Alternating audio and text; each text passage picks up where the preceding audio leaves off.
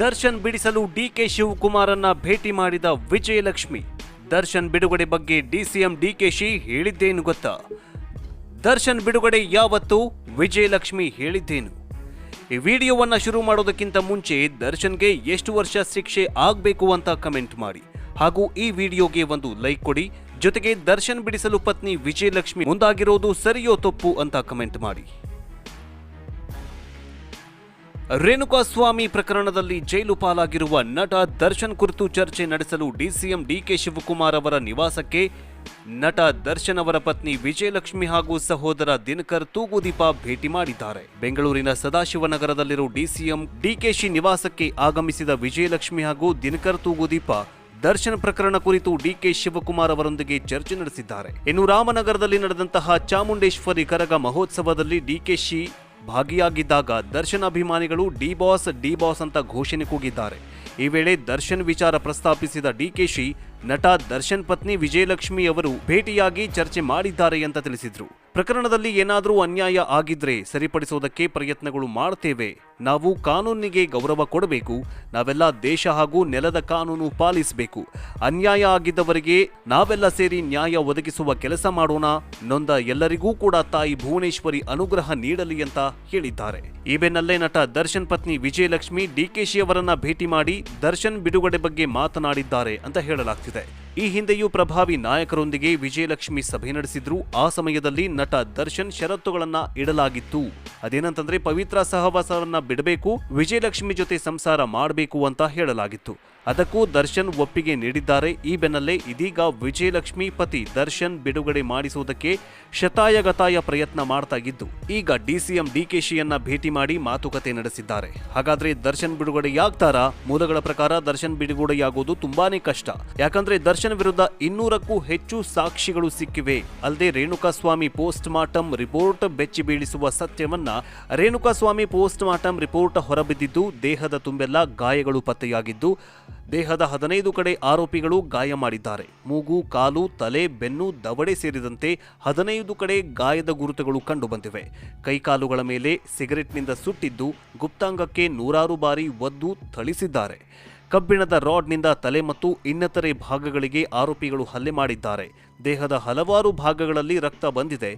ದರ್ಶನ್ ಮತ್ತು ಪವಿತ್ರ ಗೌಡ ಸಮ್ಮುಖದಲ್ಲೇ ಇದು ನಡೆದಿತ್ತು ಮತ್ತು ಇಬ್ಬರು ಹಲ್ಲೆ ನಡೆಸಿದ್ರು ಎಂಬುದು ಈಗಿರುವ ಆರೋಪ. ಅಲ್ಲದೆ ಪವಿತ್ರ ಚಪ್ಪಲಿಯಿಂದ ರೇಣುಕಾಸ್ವಾಮಿಗೆ ಹೊಡೆದಿದ್ದಾರೆ ಅಂತ ಹೇಳಲಾಗಿದೆ. ಇನ್ನು ಈ ಕೇಸ್ಗೆ ಸಂಬಂಧಿಸಿದಂತೆ ಯಾವ್ಯಾವ ಸೆಕ್ಷನ್ಸ್ಗಳನ್ನ ಹಾಕಲಾಗಿದೆ ಅಂತ ನೋಡೋದಾದ್ರೆ ಐಪಿಸಿ ಸೆಕ್ಷನ್ 363, 364A ಕಿಡ್ನಾಪ್, ಕೊಲೆ ಉದ್ದೇಶದಿಂದ ಕಿಡ್ನಾಪ್, ಐಪಿಸಿ ಸೆಕ್ಷನ್ 201 ಸಾಕ್ಷಿನಾಶ, ಐಪಿಸಿ ಸೆಕ್ಷನ್ 506 ಕ್ರಿಮಿನಲ್ ಬೆದರಿಕೆ, ಐಪಿಸಿ ಸೆಕ್ಷನ್ 330 ಹಲ್ಲೆ, ಐಪಿಸಿ ಸೆಕ್ಷನ್ 120A ಅಪರಾಧ ಷಡ್ಯಂತ್ರ, ಐಪಿಸಿ ಸೆಕ್ಷನ್ 302 ಕೊಲೆ. ಇನ್ನು ದರ್ಶನ್ ಇದೊಂದೇ ಅಲ್ಲ, ಹಲವಾರು ವಿವಾದಗಳನ್ನ ಮೈಮೇಲೆ ಎಳೆದುಕೊಂಡಿದ್ದಾರೆ. ದರ್ಶನ್ ಅವರ ಪ್ರಮುಖ 15 ವಿವಾದಗಳನ್ನ ಮುಂದಿಡ್ತಾ ಹೋಗ್ತೀವಿ ನೋಡಿ. ವಿಜಯಲಕ್ಷ್ಮಿ ಹಲ್ಲೆ, ಕೆಲಕಾಲ ಜೈಲುವಾಸ ಅನುಭವಿಸಬೇಕಾಯಿತು. ನಂತರ ಶ್ರೀರಂಗಪಟ್ಟಣದಲ್ಲಿ ಅಭಿಮಾನಿ ಮೇಲೆ ಹಲ್ಲೆ ನಡೆಸಿದ್ರು ದರ್ಶನ್. ಪತ್ರಕರ್ತರ ವಿರುದ್ಧ ಅಶ್ಲೀಲವಾಗಿ ನಿಂದಿಸಿ ಆಡಿಯೋವೊಂದು ವೈರಲ್ ಆಗಿತ್ತು. ಇದರಿಂದ ಹಲವಾರು ವರ್ಷಗಳ ಕಾಲ ನಟ ದರ್ಶನ್ ಅವರನ್ನ ನ್ಯೂಸ್ ಚಾನೆಲ್ಗಳು ಬ್ಯಾನ್ ಮಾಡಿದ್ವು. ಪುನೀತ್ ರಾಜ್ಕುಮಾರ್ ವಿರುದ್ಧ ಮಾತು. ಇದರಿಂದ ದರ್ಶನ್ ಮತ್ತು ಅಪ್ಪು ಅಭಿಮಾನಿಗಳ ನಡುವೆ ಫ್ಯಾನ್ ವಾರ್ ಶುರುವಾಗಿತ್ತು. ದರ್ಶನ್ ಮತ್ತು ಸುದೀಪ್ ನಡುವೆ ಸ್ನೇಹ ಸಂಬಂಧವಿತ್ತು. ನಂತರ ಮುನಿಸು ಶುರುವಾಗಿತ್ತು. ಸುದೀಪ್ ಮತ್ತು ದರ್ಶನ್ ಅವರ ಅಭಿಮಾನಿಗಳ ಫ್ಯಾನ್ ವಾರ್ಗೂ ಕೂಡ ಇದು ಮುನ್ನಡೆಯನ್ನ ಬರೆದಿತ್ತು.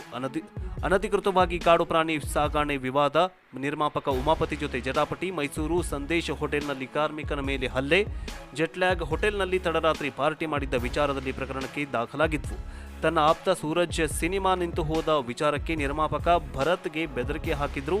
ನಿರ್ಮಾಪಕ ಜೋಗಿ ಪ್ರೇಮ್ರನ್ನ ಪುಡಾಂಗ್ ಅಂತ ಅಂದಿದ್ರು. ಆದರೆ ದರ್ಶನ್ ಪ್ರೇಮ್ ನಿರ್ದೇಶನದ ಕರಿಯ ಸಿನಿಮಾದ ಮೂಲಕವೇ ಪ್ರಖ್ಯಾತಿಯನ್ನ ಪಡೆದಿದ್ದು ಅದನ್ನ ಮರೆತು ಕೂಡ ಅವರಿಗೆ ಪುಡಾಂಗ್ ಅಂತ ಅಂದಿದ್ರು. ಈ ಪ್ರಕರಣದ ನಂತರ ಕೆಲ ದರ್ಶನ್ ಅಭಿಮಾನಿಗಳು ದರ್ಶನ್ಗೆ ವಿರೋಧ ಮಾಡಿದ್ರು. ಇನ್ನು ಕೆಲವರು ಅಭಿಮಾನಿಗಳು ದರ್ಶನ್ ಪರವಾಗಿ ಮಾತನಾಡ್ತಿದ್ದಾರೆ. ಈ ಬೆನ್ನಲ್ಲೇ ನಟ ದರ್ಶನ್ ಪತ್ನಿ ವಿಜಯಲಕ್ಷ್ಮಿ ಡಿಕೆಶಿ ಅವರನ್ನ ಭೇಟಿ ಮಾಡಿ ದರ್ಶನ್ ಬಿಡುಗಡೆ ಬಗ್ಗೆ ಮಾತನಾಡಿದ್ದಾರೆ ಅಂತ ಹೇಳಲಾಗ್ತಿದೆ. ಈ ಹಿಂದೆಯೂ ಪ್ರಭಾವಿ ನಾಯಕರೊಂದಿಗೆ ವಿಜಯಲಕ್ಷ್ಮಿ ಸಭೆ ನಡೆಸಿದ್ರು. ಆ ಸಮಯದಲ್ಲಿ ನಟ ದರ್ಶನ್ ಷರತ್ತುಗಳನ್ನ ಇಡಲಾಗಿತ್ತು. ಅದೇನಂತಂದ್ರೆ ಪವಿತ್ರ ಸಹವಾಸವನ್ನ ಬಿಡಬೇಕು, ವಿಜಯಲಕ್ಷ್ಮಿ ಜೊತೆ ಸಂಸಾರ ಮಾಡಬೇಕು ಅಂತ ಹೇಳಲಾಗಿತ್ತು. ಅದಕ್ಕೂ ದರ್ಶನ್ ಒಪ್ಪಿಗೆ ನೀಡಿದ್ದಾರೆ. ಈ ಬೆನ್ನಲ್ಲೇ ಇದೀಗ ವಿಜಯಲಕ್ಷ್ಮಿ ಪತಿ ದರ್ಶನ್ ಬಿಡುಗಡೆ ಮಾಡಿಸುವುದಕ್ಕೆ ಶತಾಯಗತಾಯ ಪ್ರಯತ್ನ ಮಾಡ್ತಾ ಇದ್ದು ಈಗ ಡಿಸಿಎಂ ಡಿಕೆಶಿಯನ್ನ ಭೇಟಿ ಮಾಡಿ ಮಾತುಕತೆ ನಡೆಸಿದ್ದಾರೆ. ಹಾಗಾದ್ರೆ ದರ್ಶನ್ ಬಿಡುಗಡೆಯಾಗ್ತಾರಾ? ಮೂಲಗಳ ಪ್ರಕಾರ ದರ್ಶನ್ ಬಿಡುಗಡೆಯಾಗುವುದು ತುಂಬಾನೇ ಕಷ್ಟ. ಯಾಕಂದ್ರೆ ದರ್ಶನ್ ವಿರುದ್ಧ 200ಕ್ಕೂ ಹೆಚ್ಚು ಸಾಕ್ಷಿಗಳು ಸಿಕ್ಕಿವೆ. ಅಲ್ಲದೆ ರೇಣುಕಾಸ್ವಾಮಿ ಪೋಸ್ಟ್ ಮಾರ್ಟಮ್ ರಿಪೋರ್ಟ್ ಬೆಚ್ಚಿ ಬೀಳಿಸುವ ಸತ್ಯವನ್ನ ರೇಣುಕಾಸ್ವಾಮಿ ಪೋಸ್ಟ್ ಮಾರ್ಟಮ್ ರಿಪೋರ್ಟ್ ಹೊರಬಿದ್ದಿದ್ದು ದೇಹದ ತುಂಬೆಲ್ಲ ಗಾಯಗಳು ಪತ್ತೆಯಾಗಿದ್ದು ದೇಹದ 15 ಕಡೆ ಆರೋಪಿಗಳು ಗಾಯ ಮಾಡಿದ್ದಾರೆ. ಮೂಗು, ಕಾಲು, ತಲೆ, ಬೆನ್ನು, ದವಡೆ ಸೇರಿದಂತೆ 15 ಕಡೆ ಗಾಯದ ಗುರುತುಗಳು ಕಂಡುಬಂದಿವೆ. ಕೈಕಾಲುಗಳ ಮೇಲೆ ಸಿಗರೆಟ್ನಿಂದ ಸುಟ್ಟಿದ್ದು ಗುಪ್ತಾಂಗಕ್ಕೆ 100 ಬಾರಿ ಒದ್ದು ಥಳಿಸಿದ್ದಾರೆ. ಕಬ್ಬಿಣದ ರಾಡ್ನಿಂದ ತಲೆ ಮತ್ತು ಇನ್ನಿತರೆ ಭಾಗಗಳಿಗೆ ಆರೋಪಿಗಳು ಹಲ್ಲೆ ಮಾಡಿದ್ದಾರೆ. ದೇಹದ ಹಲವಾರು ಭಾಗಗಳಲ್ಲಿ ರಕ್ತ ಬಂದಿದೆ. ದರ್ಶನ್ ಮತ್ತು ಪವಿತ್ರ ಗೌಡ ಸಮ್ಮುಖದಲ್ಲೇ ಇದು ನಡೆದಿತ್ತು ಮತ್ತು ಇಬ್ಬರು ಹಲ್ಲೆ ನಡೆಸಿದ್ರು ಎಂಬುದು ಈಗಿರುವ ಆರೋಪ. ಅಲ್ಲದೆ ಪವಿತ್ರ ಚಪ್ಪಲಿಯಿಂದ ರೇಣುಕಾಸ್ವಾಮಿಗೆ ಹೊಡೆದಿದ್ದಾರೆ ಅಂತ ಹೇಳಲಾಗಿದೆ. ಇನ್ನು ಈ ಕೇಸ್ಗೆ ಸಂಬಂಧಿಸಿದಂತೆ ಯಾವ್ಯಾವ ಸೆಕ್ಷನ್ಸ್ಗಳನ್ನು ಹಾಕಲಾಗಿದೆ ಅಂತ ನೋಡೋದಾದ್ರೆ ಐಪಿಸಿ ಸೆಕ್ಷನ್ 363, 364 ಕಿಡ್ನಾಪ್, ಕೊಲೆ ಉದ್ದೇಶದಿಂದ ಕಿಡ್ನಾಪ್, ಐಪಿಸಿ ಸೆಕ್ಷನ್ 201 ಸಾಕ್ಷಿನಾಶ, ಐಪಿಸಿ ಸೆಕ್ಷನ್ 506 ಕ್ರಿಮಿನಲ್ ಬೆದರಿಕೆ, ಐಪಿಸಿ ಸೆಕ್ಷನ್ 330 ಹಲ್ಲೆ, ಐಪಿಸಿ ಸೆಕ್ಷನ್ 120A ಅಪರಾಧ ಷಡ್ಯಂತ್ರ, ಐಪಿಸಿ ಸೆಕ್ಷನ್ 302 ಕೊಲೆ. ಇನ್ನು ದರ್ಶನ್ ಇದೊಂದೇ ಅಲ್ಲ, ಹಲವಾರು ವಿವಾದಗಳನ್ನ ಮೈಮೇಲೆ ಎಳೆದುಕೊಂಡಿದ್ದಾರೆ. ದರ್ಶನ್ ಅವರ ಪ್ರಮುಖ 15 ವಿವಾದಗಳನ್ನ ಮುಂದಿಡ್ತಾ ಹೋಗ್ತೀವಿ ನೋಡಿ. ವಿಜಯಲಕ್ಷ್ಮಿ ಹಲ್ಲೆ, ಕೆಲ ಕಾಲ ಜೈಲುವಾಸ ಅನುಭವಿಸಬೇಕಾಯಿತು. ನಂತರ ಶ್ರೀರಂಗಪಟ್ಟಣದಲ್ಲಿ ಅಭಿಮಾನಿ ಮೇಲೆ ಹಲ್ಲೆ ನಡೆಸಿದ್ರು ದರ್ಶನ್. ಪತ್ರಕರ್ತರ ವಿರುದ್ಧ ಅಶ್ಲೀಲವಾಗಿ ನಿಂದಿಸಿ ಆಡಿಯೋವೊಂದು ವೈರಲ್ ಆಗಿತ್ತು. ಇದರಿಂದ ಹಲವಾರು ವರ್ಷಗಳ ಕಾಲ ನಟ ದರ್ಶನ್ ಅವರನ್ನ ನ್ಯೂಸ್ ಚಾನೆಲ್ಗಳು ಬ್ಯಾನ್ ಮಾಡಿದ್ವು. ಪುನೀತ್ ರಾಜ್ಕುಮಾರ್ ವಿರುದ್ಧ ಮಾತು, ಇದರಿಂದ ದರ್ಶನ್ ಮತ್ತು ಅಪ್ಪು ಅಭಿಮಾನಿಗಳ ನಡುವೆ ಫ್ಯಾನ್ ವಾರ್ ಶುರುವಾಗಿತ್ತು. ದರ್ಶನ್ ಮತ್ತು ಸುದೀಪ್ ನಡುವೆ ಸ್ನೇಹ ಸಂಬಂಧವಿತ್ತು. ನಂತರ ಮುನಿಸು ಶುರುವಾಗಿತ್ತು. ಸುದೀಪ್ ಮತ್ತು ದರ್ಶನ್ ಅವರ ಅಭಿಮಾನಿಗಳ ಫ್ಯಾನ್ ವಾರ್ಗೂ ಕೂಡ ಇದು ಮುನ್ನಡೆಯನ್ನ ಬರೆದಿತ್ತು.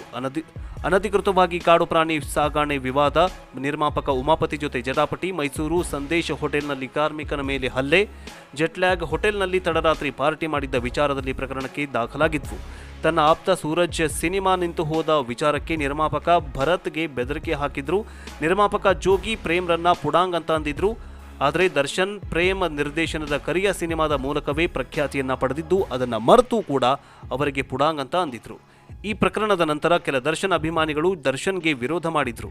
ಇನ್ನು ಕೆಲವರು ಅಭಿಮಾನಿಗಳು ದರ್ಶನ್ ಪರವಾಗಿ ಮಾತನಾಡ್ತಿದ್ದಾರೆ.